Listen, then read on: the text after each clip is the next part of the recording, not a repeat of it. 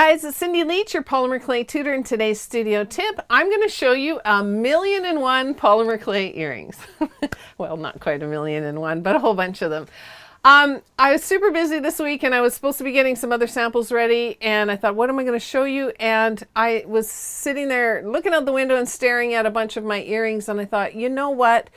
One of my favorite things to make with polymer clay is earrings, and it's because they are polymer clay is so light. It's easy to wear for earrings. It's so versatile. You can make it look like anything. And I just want to show you 1,000,000 different types of variations on what kind of earrings you can make just with polymer clay. A lot of these are samples from previous tutorials, so I'll mention them. I'll also show you some of the different ways that I have put some of these earrings together. So I just thought I would show them to you.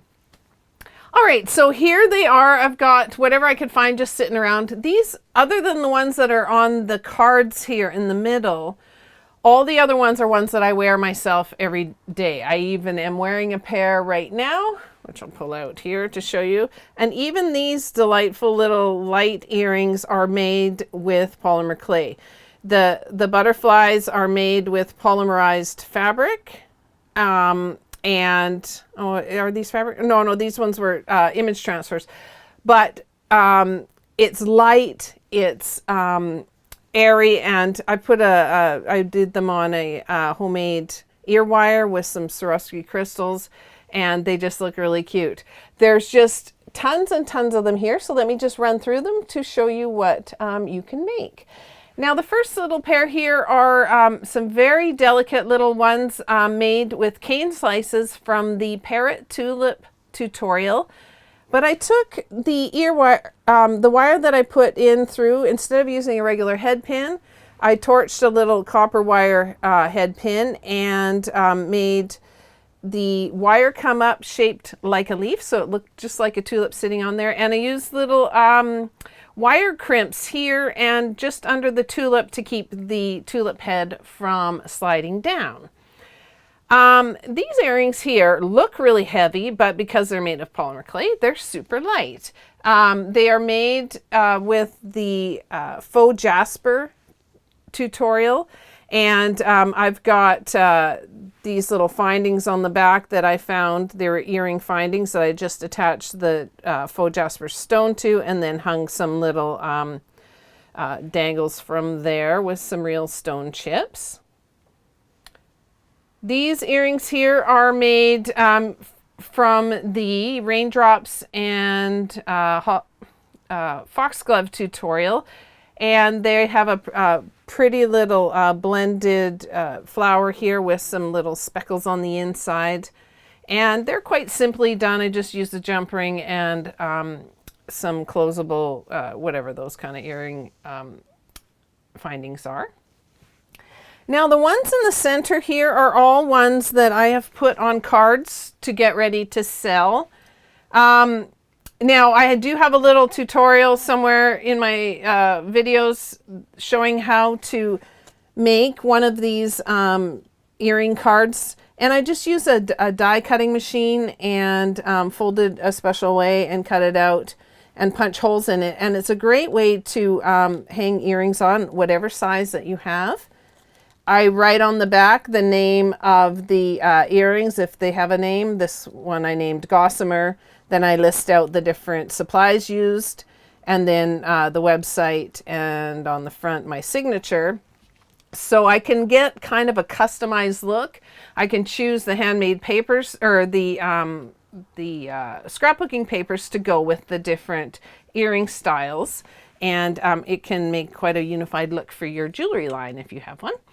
These earrings are pod earrings made with the glow-in-the-dark spiral cane or jelly roll cane video. Here is the same cane used in a slice instead of the pod. These earrings, if you charge them up under the light and then wear them in the dark, they actually glow, which is quite neat. This pair of earrings were created using the faux burl wood technique. And they're just sanded and buffed to a real high shine. They just feel amazing. It's hard to tell even what they are made of. They do look like they're made of real wood. I've used a little rivet eyelet in the center here, made a handmade ear wire, and then I put a tiger's eye bead on the top. That is a really nice tip to really elevate the polymer clay. If you add real gemstones and higher quality findings, it will make the piece seem more expensive rather than just like a little hunk of plastic, which polymer technically is, but when you see all these different things, it's not really the same. This pair of earrings are made with delphinium flower petals ground up and added to the polymer clay there in the beads, and then I added sterling silver findings and Swarovski crystals and a handmade ear wire in a big large circle. And I love these. These would be perfect for wearing to a wedding or something like that. Here are a pair of earrings. They were used with the leftover scraps from the faux labradorite tutorial, and that's a great way to use them up. They're a pair of stud earrings. And when you do a large technique or a technique on a sheet like that and you've used them up, the larger pieces up, it's nice to be able to use up the smaller ones for something like stud earrings. Here is a really unique pair. They are from the iris flower tutorial, and I've done some copper wrapping at the top here and made a large loop, and then some handmade teardrop shaped ear wires made out of copper as well. Here are a little pair of studs made with some leftover faux wood from a faux wood tutorial. And this pair of earrings are quite neat looking. They look very heavy, but they're not.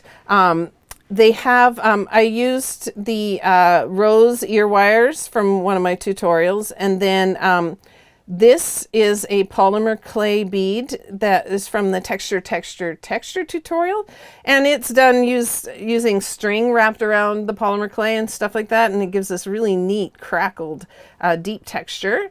Then I used some wire links and this is a piece of jade, real jade. And then these little metal pieces at the bottom are actually embossed metal using the Sizzix and Vintage embossing plates that you can run through your die cutting machine. It's really neat, and it's a nice thing to add in with your polymer clay earrings. Now I've got a lot of them back here. I'll try to go a little quicker through these ones. These are ones that I wear all the time. In fact, a bunch of these were all piled on here as well. But I've got a pair of large hoops here with some polymer clay leaf slices on here and some bright colored seed beads on just to accent them. Those ones I can swap out because it's a earring hoop. I can just swap out whatever kind of polymer clay piece I want to add to that. It makes them really usable. This heart bead was made using some scrap clay from the faux fordite tutorial, and I've got a little tutorial, a free tutorial on making these heart beads, and I've just added a shell carved leaf underneath and a large handmade ear wire. And you'll see that most of my ear wires are all handmade. It makes them more unique. You can make them to suit your piece and use whatever metals that you want to use. These earrings here were made, they have kind of a real old-fashioned, beautiful look to them. They're made with the rose ear wire tutorial and then a bead made from the art sheet technique that was done in the watercolor technique way of layering.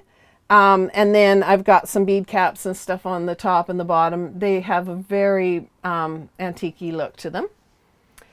These two earrings are actually made from pieces from the same tutorial.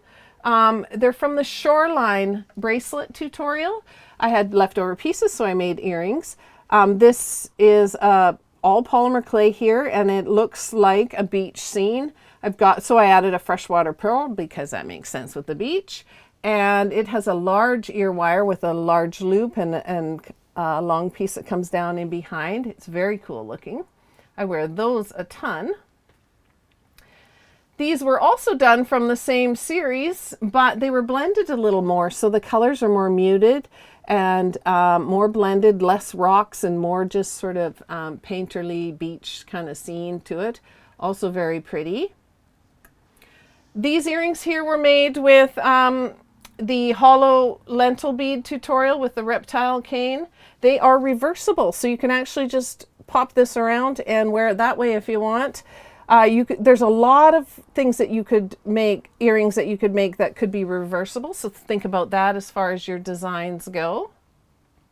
They're super light too. They look heavy, but they're really light.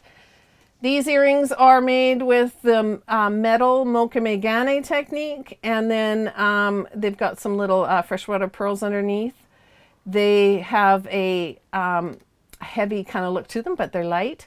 These earrings here are neat. They have, they're made using the Sculpey templates for tracing out different shapes on polymer clay. And I layered them in 2 layers, popped some seed beads in between to get them to sit out from each other. And then the ear wire, I echoed the same kind of triangular shape that the front pieces have in the shape of the ear wire. Now, these 2 earring sets are from the same tutorial. They are from a tutorial called Tornado and Torpedo beads. And these are the torpedo beads. They look like a torpedo. They have a wonderful striped technique to them. And then these beads are done with wire and little seed beads, and they're called tornado beads because they look like they've just been twisted up in a tornado. Down here, I've got some delicate long beads here, or earrings here, that are from the faux Fordite tutorial. This is the Fordite technique down here. They're little cabochons, and then they're added with some handmade ear wires and Swarovski crystals. These earrings here, I love these. I wear them all the time. They have a very graphic kind of playful look.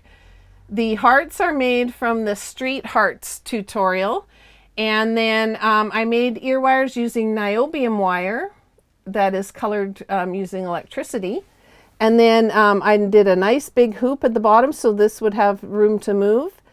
Put some brightly colored seed beads on, and then added a very angular look to the top of the ear wire just to give it that kind of edgy look. Here are some earrings made with little owls from the owl necklace tutorial. Owl charm necklace? I don't know. It's something like that. The owls are actually on a charm necklace that we make. But I've added some stick pearls underneath so it looks like they're standing on little branches, and they're very cute and kind of sassy little owls. Here are some earrings made using the coneflower technique. It's a cane tutorial where we use Skinner blends and put them together in a unique way so that each slice ends up shifting in color. So you can see this one here is a little more purple and this one's a little more orange. Really lovely pair of earrings with big Swarovski crystals in there. Down here are some earrings made using the torpedo bead technique, but I used a slice of rainbow cane from there and just used them in this way, and they have kind of a youthful look to them. These earrings I wear all the time when it's raining. They are shaped like a cloud and a raindrop, but they are from the puffy bead tutorial. So they actually have a little puff of air on the inside of them. They're super lightweight and they have a neat airy kind of feel to them. These earrings here, I have them in 2 different colors, are from the Sweet Pea tutorial. And they're created using the Wilton gum paste cake decorating cutters to make sweet peas and stuff. And they're really a fun pair of earrings. I kept a couple pair in 2 different colors. They also have the Swarovski crystals, whoops, and handmade ear wires and things. They're really pretty and delicate. I love them.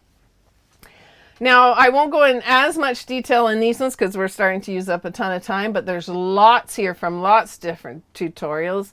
I've got poinsettia from the poinsettia cane, or poinsettia tutorial, from the nautical anchor cane tutorial. This is from the zipper cane tutorial that is free on, and that you can check out. I just took a slice of it, baked it on a curve, and hung it from another pair of rose ear wires. This is from the checkered paisley cane tutorial. And you can see I use canes a ton. People don't understand how versatile using polymer clay canes are, and just the sheer number of places that the canes are used in these tutorials or these earrings will prove that. You can use them for a lot of neat things. These earrings were done with a flower extrusion from an extruder disc, and then baked and sliced while they were baked, and it has kind of a flower lay, Hawaiian flower lay kind of thing. These earrings are from the shaded rose cane tutorial, and they almost look like they've been hand painted. These are from the I believe this is from the rolled Mokamegane cane. I can't quite remember, but they are shaped like flowers. They look really neat. This is from the faux batik tutorial. And these are from the art sheet technique tutorial.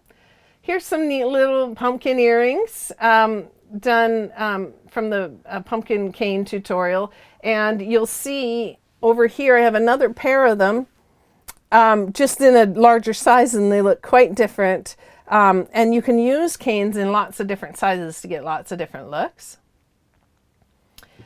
This is from the snowy winter cane. It's all done with little tiny strips of extrusions of clay, all built up like in a pointillist style. Here's from the Easter lily cane tutorial. Here's some swirly lentil beads done in kind of a tassel style. This is a very fun way to use up swirly lentil beads if you've gotten addicted to rolling those. I have a tutorial on that as well, of course. This is from the faux rust tutorial. We did a bracelet in the tutorial, but these are leftover pieces to make a pair of earrings. Here's a pair from the blue butterfly cane tutorial. You can make beautiful big pendants and all kinds of great stuff from that. There's a few others on here. You can see the crocus beads and all kinds of other neat ones. So I wanted to show you that. I hope you're inspired. There are just unlimited, as you can see, unlimited different styles that you can make with polymer clay, with canes, with blends, with techniques. And I really want you to get hooked on it. And because polymer clay is so light and easy to wear, they are the perfect thing to make polymer clay earrings with. All right, so do let us know if you like this video. If you've got a technique, a tutorial, a book, something that you would like me to review or demo for you, do leave your suggestions in the comment section below. And don't forget, we have absolutely tons of videos that will answer your polymer clay questions should you have them. All right, so we'll see you next time, and bye for now.